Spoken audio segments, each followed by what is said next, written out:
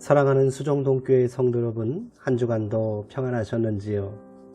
예배 전에 먼저 주변을 정돈해 주시고요. 영과 진리로 예배 자리에 나오시기 바랍니다. 오늘은 오순절 후 11번째 주일입니다. 이제 수정동교회 주일 예배를 시작하겠습니다. 경건한 마음으로 다 함께 묵상 기도하시겠습니다. 할렐루야. 하늘에서 여호와를 찬양하며 높은 데서 그를 찬양할지어다. 그의 모든 천사여 찬양하며 모든 군대여 그를 찬양할지어다. 해와 달아 그를 찬양하며 밝은 별들아 다 그를 찬양할지어다. 하늘의 하늘도 그를 찬양하며 하늘 위에 있는 물들도 그를 찬양할지어다. 아멘.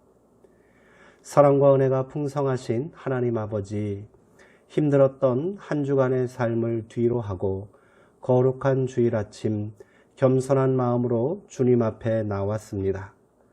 오늘도 하나님께 영광을 돌리기 위해 예배의 자리를 찾은 성도들을 기억하시고 드리는 기도와 찬송과 예물을 기쁘게 받아 주옵소서. 감사함으로 드리는 우리의 예배를 온전한 번제처럼 흠양해 주시기를 원합니다.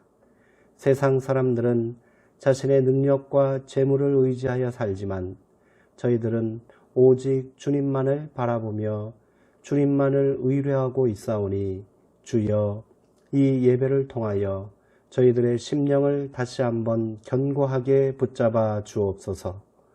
예수님의 이름으로 기원하옵나이다. 아멘.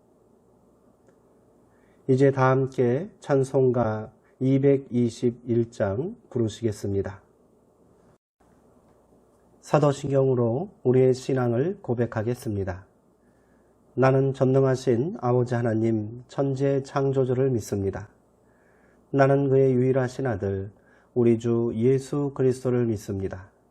그는 성령으로 잉태되어 동정녀 마리아에게서 나시고 본디오 빌라도에게 고난을 받아 십자가에 못 박혀 죽으시고 장사된 지 사흘 만에 죽은 자 가운데서 다시 살아나셨으며 하늘에 오르시어 전능하신 아버지 하나님 우편에 앉아 계시다가 거기로부터 살아있는 자와 죽은 자를 심판하러 오십니다. 나는 성령을 믿으며 거룩한 공교회와 성도의 교제와 죄를 용서받는 것과 몸의 부활과 영생을 믿습니다. 아멘.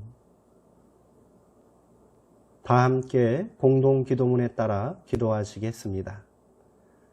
천지 만물을 주관하시는 창조주 하나님, 계속되는 폭우와 더위 속에서도 우리를 지켜주시니 감사합니다. 그러나 이번 수해로 많은 이웃들이 고통과 상처를 받았습니다. 이들을 위로해 주시고 다시 일어설 수 있는 용기와 희망을 주옵소서.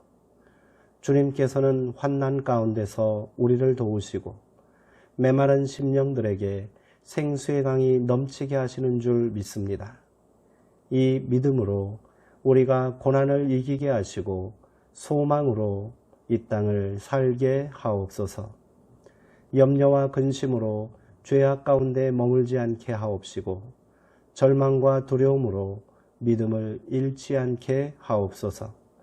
지친 영혼들에게 새 힘을 주옵시고 병든 심령들에게 치유의 은혜가 나타나게 하시오며 무너진 삶의 자리를 다시 일으켜 세워 주옵소서. 예수님의 이름으로 기도드립니다. 아멘. 오늘 우리에게 주시는 하나님의 말씀은 열왕기상 3장 23절에서 28절까지 말씀입니다. 구약성경 515쪽에 있습니다. 이제 제가 하나님의 말씀을 봉독하겠습니다. 이것은 하나님의 말씀입니다. 하나님의 말씀에 경청하시기 바랍니다. 왕이 이르되 이 여자는 말하기를 산 것은 내 아들이요 죽은 것은 내 아들이라 하고 저 여자는 말하기를 아니라 죽은 것이 내 아들이요 산 것이 내 아들이라 하는도다 하고 또 이르되 칼을 내게로 가져오라 하니 칼을 왕 앞으로 가져온지라. 왕이 이르되 산 아들을 둘로 나누어 반은 이 여자에게 주고 반은 저 여자에게 주라. 그 산 아들의 어미가 되는 여자가 그 아들을 위하여 마음이 불붙는 것 같아서 왕께 아뢰어 청하건대 내 주여 사나이를 그에게 주시고 아무쪼록 죽이지 마옵소서 하되 다른 여자는 말하기를 내 것도 되게 말고 내 것도 되게 말고 나누게 하라 하는지라. 왕이 대답하여 이르되 사나이를 저 여자에게 주고 결코 죽이지 말라. 저가 그의 어머니니라 하매 온 이스라엘이 왕이 심리하여 판결함을 듣고 왕을 두려워하였으니 이는 하나님의 지혜가 그의 속에 있어 판결함을 봄이더라. 아멘. 솔로몬의 재판이라는 제목으로 하나님의 말씀을 나누도록 하겠습니다. 열왕기상 1장은 늙고 쇠약해진 다윗의 이야기로 시작됩니다. 이제 자연스럽게 차기 왕권을 누가 차지하게 되느냐에 관심이 쏠리게 됩니다. 동서고금을 막론하고 권력의 최고 정점인 왕위를 차지하기 위한 암투와 피 튀기는 권력 다툼은 예외가 없습니다. 왕자들 사이에 피를 부르는 대결은 다반사로 일어났고 심지어 왕이 그 아들을 죽이는 일도 일어났습니다. 권력이 무엇이기에 이처럼 무정하고 잔인한지 알 수 없으나 권력을 향한 인간의 집착과 욕망은 예나 지금이나 다르지 않은 것처럼 보입니다. 이는 이스라엘 역사에서도 예외가 아니었습니다. 위대한 통치자 다윗도 무심한 세월 앞에는 어쩔 수 없었겠지요. 그는 이제 늙고 병약한 한물간 통치자일 뿐입니다. 하루라도 빨리 후계자를 지목해야 하는데 다윗의 판단력과 분별력이 예전 같지 않았습니다. 그러자 왕위 계승 서열의 맨 앞에 서 있던 왕자 아도니아가 권력의 실세들을 등에 업고 먼저 왕권에 대한 야욕을 불태우게 됩니다. 이때 위기감을 느낀 사람이 있었습니다. 다윗과 밧세바의 불륜으로 태어난 솔로몬입니다. 권력욕이 강한 형의 행보를 넋놓고 볼 수만은 없는 노릇입니다.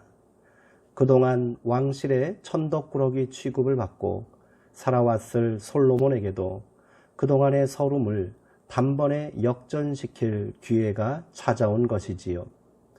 그는 더욱 냉혹하고 교활할 정도로 판단하며 때로는 잔인하게 행동해야 했을 것입니다.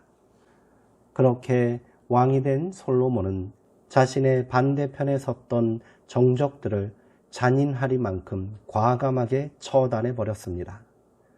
그의 칼에 이복형인 아도니아가 처형되었고 대장군 요압은 성소에서 제단불을 잡은 채 죽임을 당했습니다. 대제사장 아비아달은 변방의 아나돗으로 유배를 보냈습니다. 이로써 솔로몬은 빠르게 권력을 재편하고 왕권을 더욱 견고히 세우게 되었습니다. 솔로몬은 이스라엘 역사 속에서 가장 지혜가 뛰어난 현군으로 알려져 있습니다.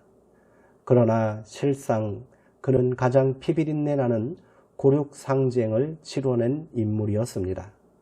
정적이 된다면 누구든 가차없이 제거한 그의 권력투쟁으로 인해 역사서 초기에 등장하는 솔로몬은 지혜로운 느낌을 주기보다는 살기가 번뜩이는 무시무시한 인상을 주고 있습니다.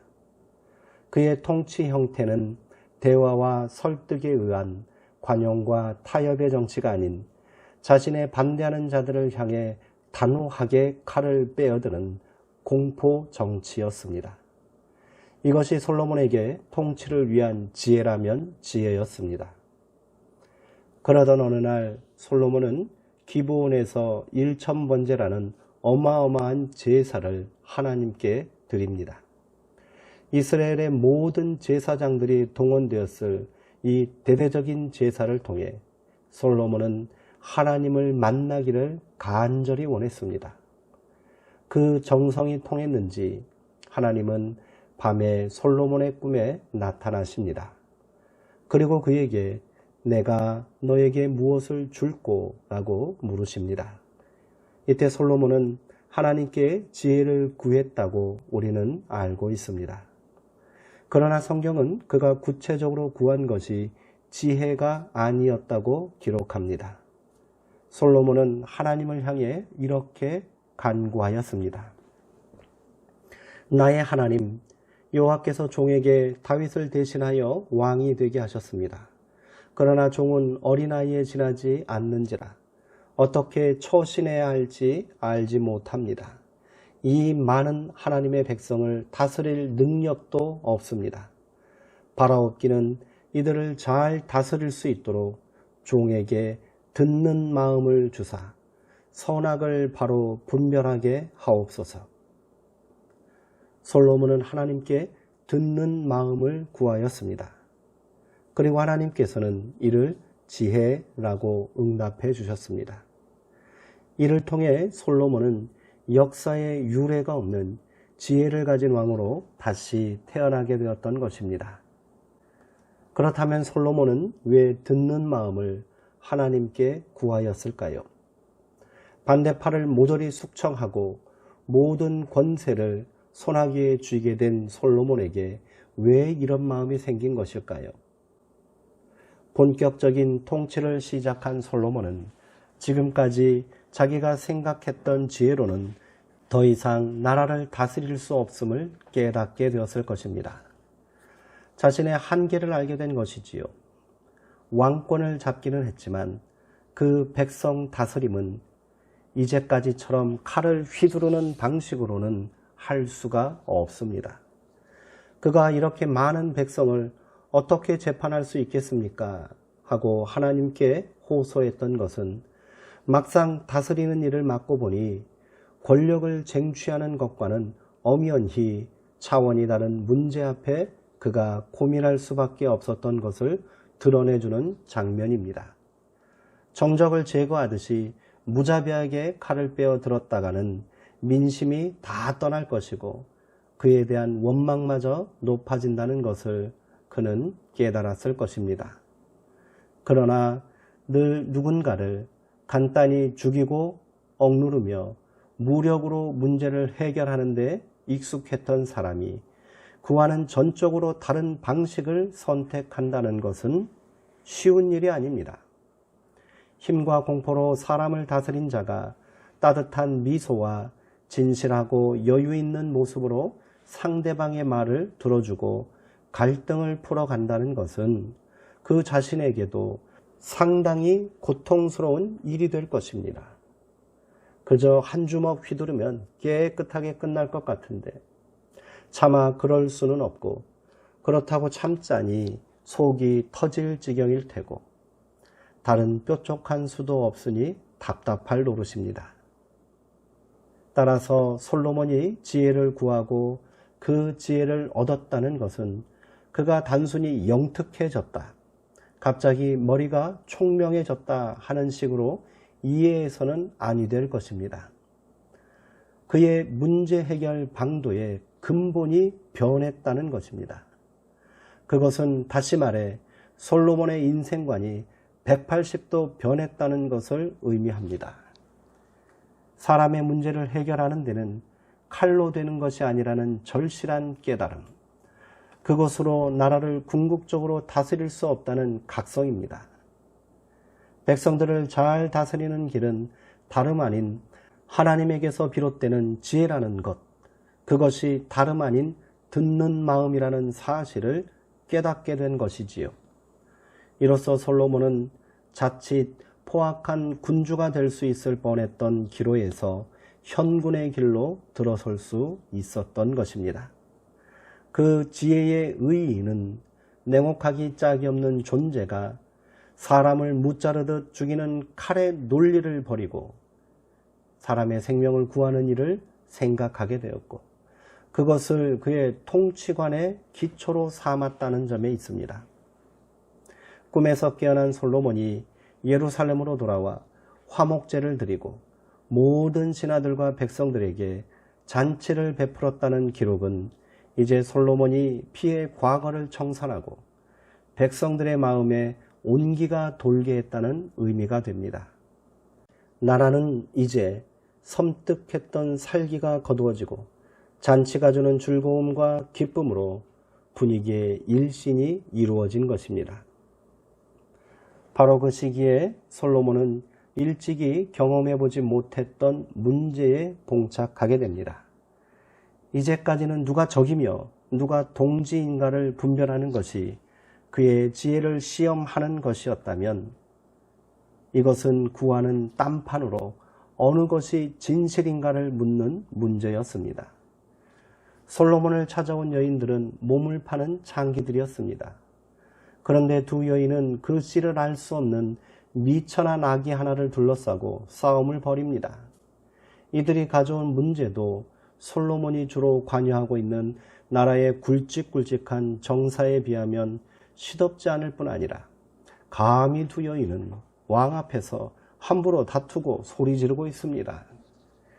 이 두 여인이 벌이고 있는 분쟁의 초점은 살아있는 아이의 소유권이 누구에게 있는가 였습니다.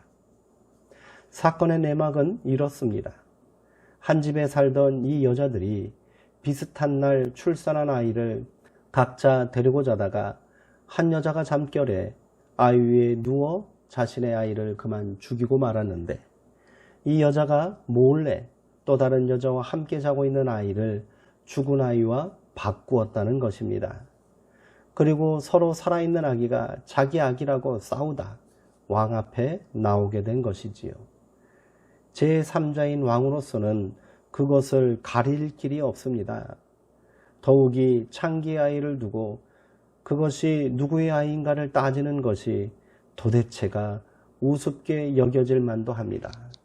그러나 솔로몬은 이 문제 앞에서 진지합니다. 짜증을 내거나 격노하지 않습니다. 그리고는 아주 냉정하게 신하들에게 명령했습니다. 칼을 가져오라. 신하들은 돌연 당혹스러웠을 것입니다. 어쩌자는 것입니까? 그러나 소유권을 확정하는 방식으로는 칼처럼 분명한 것이 없습니다. 그 손잡이가 누구의 손에 쥐어져 있는가의 문제는 별도로 하고라도 소유를 둘러싸고 인간들이 종국적으로 택하는 해결은 바로 이렇게 이것은 내 것이고 저것은 내 것이라고 날카롭게 가르는 방식이기 때문입니다. 그 과정에서 상처가 나고 피를 흘리는 것은 감수하는 것입니다. 때로 목숨을 잃는 일이 있어도 개의치 않는 경우가 이 땅을 사는 사람들의 지혜라면 지혜인 것이지요. 솔로몬은 그런 방식을 두 여인에게 짐짓 제안하고 있는 것입니다. 그러자 이때 미처 생각지도 못했던 문제가 제기되었습니다. 생명과 소유가 대립되는 것이었습니다. 이 두 가지 중 어느 하나를 포기하지 않으면 안 되는 상황에 부딪히게 되었고 문제 해결의 열쇠는 이제 솔로몬에게 있는 것이 아니라 두 여인의 태도 여하에 달려 있게 되었습니다. 칼은 소유를 확정해주는 대신에 생명을 앗아갑니다. 반면 소유를 포기할 때 아이의 생명은 살릴 수 있습니다. 지혜의 핵심은 바로 여기에 있습니다. 무엇을 택하고 무엇을 버릴 것인가? 솔로몬의 지혜로움은 그 대립의 한가운데 서서 결국 생명의 힘이 칼의 힘을 반드시 이길 것임을 굳게 믿었다는 데 있습니다. 잠결에 자기 아이를 죽인 여인은 소유를 위해서라면 그 존재의 생명이 죽는다 해도 상관치 않는 유형입니다. 원래 자기 것이 아니기 때문입니다. 자기의 욕망이 앞서는 것이지요. 그런 일은 지금도 빈번하게 자행되고 있지 않습니까? 부모의 욕망이, 주변의 과도한 기대가, 이기심이, 쓸데없는 허영심과 자존심 싸움이 칼이 되어서 자식의 생명을 짓누르고 그러다 무심결에 그 영혼과 정신이 죽어가는데도 모르고 사는 것이지요. 그러한 존재들이 자라나면 역시 칼을 휘둘러 소유의 경계를 확정하는 사회를 당연하게 받아들이고, 그래서 만사를 어떻게든 내 것으로 만드는 것이 중요하다는 식의 생각이 지배하게 되는 것입니다. 소유를 포기하는 대신 생명을 지키는 노력을 어리석은 것으로 보며, 자기의 소유가 되기만 하면, 자기 뜻대로 할 수만 있으면 그 과정에서 남의 가슴에 못을 받고 상처를 주는 것은 매우 가볍게 여기게 되는 것입니다. 세상의 지혜란 이런 일들을 교묘히 처리하는 능력을 의미하지만, 진정한 지혜란 이런 것들이 가진 거짓과 위선을 꿰뚫어보는 힘입니다. 그리하여 생명을 살리는 선택을 할 줄 아는 것입니다. 솔로몬의 권력투쟁이 정의와 질서를 세운다는 명분이 있었지만, 내 것이 되기만 한다면 수단과 방법을 가리지 않는다는 점을 숨길 수가 없습니다. 마찬가지로 우리는 수많은 근사한 명분을 내세우지만 사실은 자신의 욕심을 그 안에 감추는 경우가 얼마나 많습니까? 지혜란 이런 길에서 우리의 발길을 확실히 돌려 무엇보다도 다정하고 따뜻한 가슴을 가진 것이며, 그 안에서 칼마저 녹이고 새로운 삶의 꿈을 부활시키는 열정을 지니는 것입니다. 이 재판의 결말을 우리는 잘 알고 있습니다. 아이를 죽인 여인은 당장에 칼로 살아있는 아이를 반으로 나누자고 말하였습니다. 그러나 진짜 아이의 어미는 그리할 수 없습니다. 자신의 소유권을 포기해서라도 그 생명을 살려야만 했습니다. 그리하여 진짜 아이의 어미는 가슴이 미어지고 살이 떨어져 나가는 고통을 감내하고라도 아이의 소유권을 포기하였습니다. 왕이시여, 살아있는 아이를 저 사람에게 주시고 아무쪼록 죽이지 마옵소서. 이것이 진정한 지혜입니다. 살이라는 말이 붙은 우리말이 여러 가지가 있습니다. 지혜의 근본이신 하나님의 자녀된 우리가 제일 잘해야 하는 것이 바로 살림살이입니다. 우리의 삶 전체가 생명을 살리는 살이, 즉 살림살이가 되어야 하는 것이지요. 살림살이는 그저 부엌일이나 하는 안악들의 하찮은 일이 아닙니다. 그것은 정치와 경제, 문화와 교육, 환경을 생명의 기운으로 가득 차게 만드는 것입니다. 이 모든 것이 살림살이입니다. 이것이 진실로 이 땅을 살아가는 우리의 지혜가 되어야 합니다. 살림살이를 하는 우리에게 우선되는 것은 생명입니다. 소유는 부차적인 것일 뿐입니다. 그러나 유아는 반대로 자신의 욕심을 채우기 위해서 이 모든 것들을 시들게 하고 죽여나가는 자들은 하나님의 뜻과 기필코 대적하는 무리들입니다. 우리가 밤을 새며 간구해야 하는 것은 생명을 파괴하고라도 탐욕을 만족시키는 교활한 꾀가 아니라 그 꾀 앞에서 억울하게 희생당할지 모를 세상을 구해내는 지혜의 힘인 것입니다. 최근 이 땅에 엄청난 일들이 계속되고 있습니다. 코로나19 사태가 재확산될 조짐이 보이고 있습니다. 한 달 넘게 지속된 장맛비로 곳곳에서 비명 소리가 들립니다. 그 어느 때보다 우리가 지혜를 모아야 할 때입니다.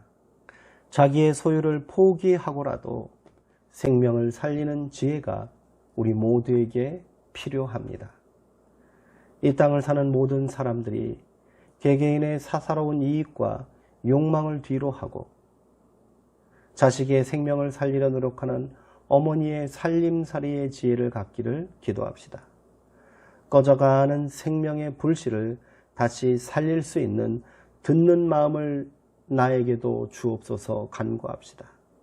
그렇게 냉정하고 잔인한 소유욕을 지혜와 성공으로 생각하며 살아가는 이 땅 사람들에게 생명을 살리는 진정한 지혜의 기쁨을 깨닫게 합시다. 기도하시겠습니다. 하나님, 세상이 울부짖고 있습니다. 잃어버린 생명을 찾아달라고 호소하고 있습니다. 이제는 우리가 무너진 삶의 자리를 낙담하기보다는 생명을 살리는 길이 무엇인지, 참된 평안을 회복하는 방법이 무엇인지 진지하게 묻고 고민할 때입니다. 우리가 다시 하나님 앞에 엎드리게 하옵소서. 세상의 신음소리를 들을 수 있는 듣는 마음을 허락하여 주시고 하나님의 뜻을 깨닫는 지혜의 마음을 주옵소서. 그렇게 칼이 아닌 지혜의 말씀으로 소유가 아닌 살림의 삶을 살게 하옵소서. 예수님의 이름으로 기도합니다. 아멘. 결단의 찬송 299장 부르시는 중에 준비하신 예물을 하나님께 봉헌하겠습니다. 드려진 헌금을 위해 기도하겠습니다. 사랑과 은혜의 하나님, 이 시간 우리가 정성과 마음을 다해 귀한 예물을 드리오니 기쁘게 받아 주옵소서. 이 예물이 사용되는 곳에 하나님의 회복의 역사가 나타나게 하시고 우리 삶 가운데 한없는 은혜와 하늘의 축복으로 응답하여 주옵소서.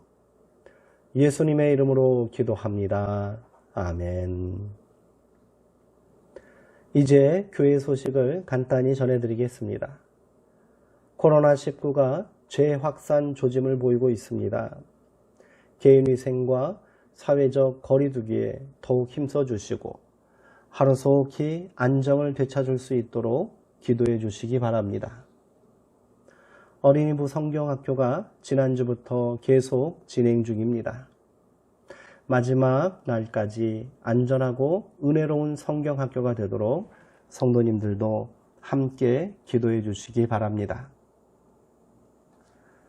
사랑하고 사모하는 성도님들, 한 주간도 주의 은혜 가운데 평안하시고 강건하시기 바랍니다.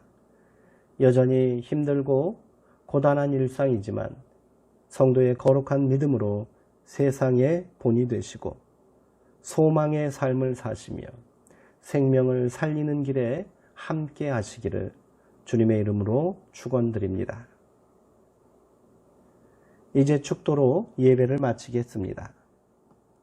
지금은 우리 주 예수 그리스도의 은혜와 하나님 아버지의 크신 사랑과 성령 하나님의 교통하심과 새롭게 하심이 듣는 마음으로 하나님의 지혜를 깨닫고 세상의 고통에 귀 기울이기를 소망하는 여기 모인 모든 성도들의 머리 위와 이들의 삶의 자리 위에 고통 가운데 있는 이 나라 백성들 위에 지금부터 영원토록 함께 하시기를 간절히 축원하옵나이다. 아멘.